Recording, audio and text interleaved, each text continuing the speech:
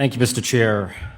Even though housing is one of the central concerns of every American household, funding for HUD represents a mere 1% of the overall federal budget. The FY 2024 federal budget was in the range of $7 trillion, of which only $70 billion went to HUD. Ms. Bailey, do you think housing is getting anything approaching its fair share of federal funding? No, and thank you for the question, sir. And the National Low-Income Housing Coalition reports that America has a housing deficit of 7.3 million units for the lowest income Americans. The United States builds somewhere between 1 million and 2 million units a year, but only a small subset of those units are affordable to the lowest income Americans. Now, I'm all for land use reform, for reasonable deregulation, but the fact is that it's all but impossible to build deeply affordable housing for the lowest income Americans without some measure of public subsidy. Is that correct? Correct. And so if we continue to catastrophically underbuild housing in America and continue to catastrophically underinvest in housing in America, then we as a country have no hope for closing the housing deficit of 7.3 million units. In fact, that deficit will only widen over time.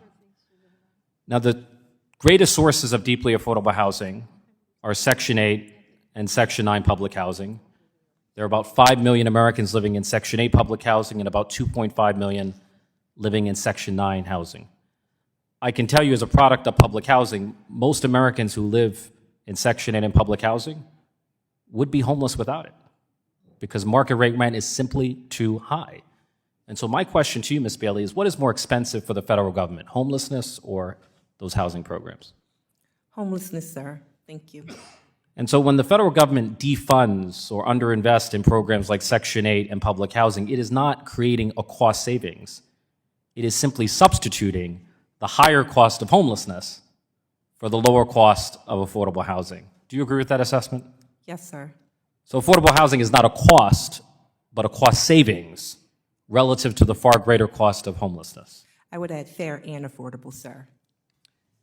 And the federal government must not only create new housing supply, we must preserve the existing housing supply, and nowhere is the need for preservation more pressing than in public housing. I grew up in New York City public housing, NYCHA, which has been so chronically underfunded for so long by the federal government that it has a capital need of $80 billion in counting. That's 80 billion with a B.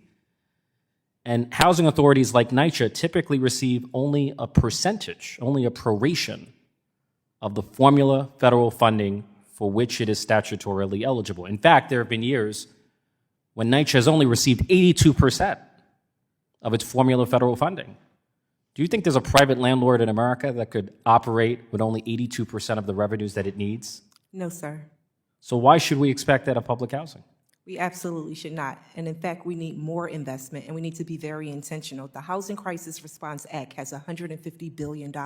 It's a sensible package that we all need. We need to see increased support for housing choice vouchers, increased support for public housing authorities, and we need to act quickly. Housing is an important pillar of our economy.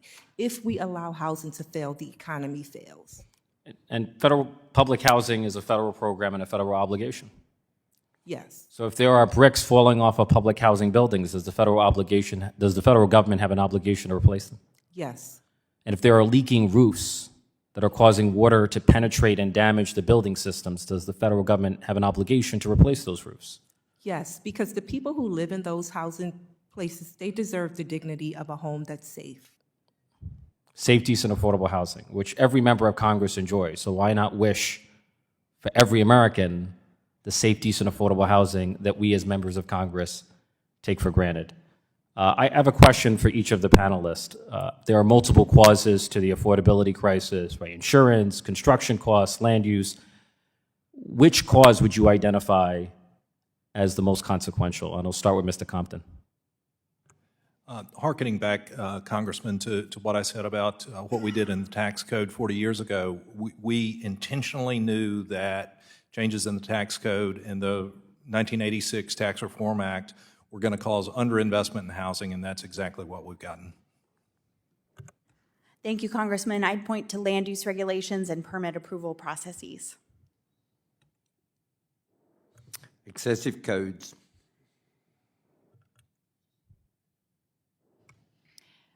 I would say since we have reformed our local regulations and we have invested significantly in housing at our level, it is some of the federal and Gentleman's state time is expired. requirements. Gentleman's time is Thank you. I have a shortage of housing and a shortage of time, so thank you. Thank you.